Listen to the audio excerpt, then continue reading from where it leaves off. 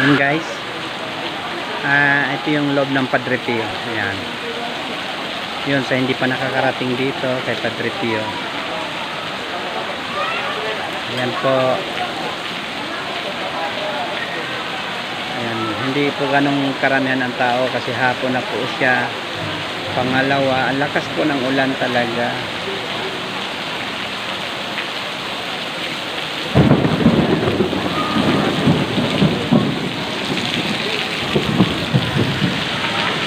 Talaga ang lakas ng ulan, kaya ito, pero sinadya pa rin namin makakarating dito dahil siyempre humingi tayo ng ating mga pagkapatawaran. Unang una, siyempre nagpapasalamat tayo sa taas. Ayan guys, ayan, kahit bumabagyo guys, nandito kami mag-asawa kay Padre Pio. Okay,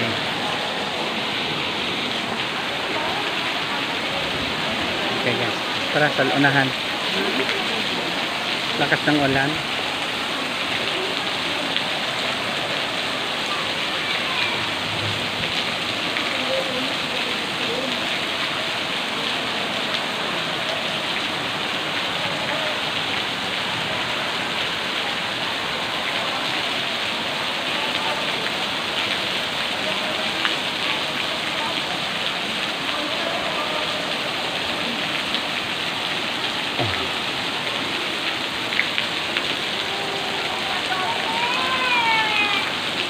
Ayan yung ano nila,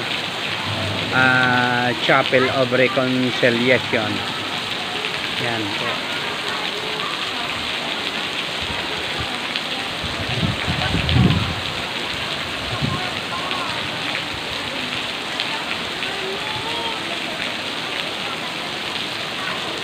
Inabot lang kami ng malakas na ulan,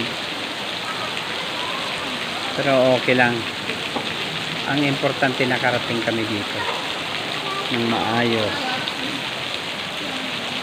Yan po yung pababa niya. Kahit umuulan, hindi po kayo mababasa dito kasi napakarami pong masisilungan.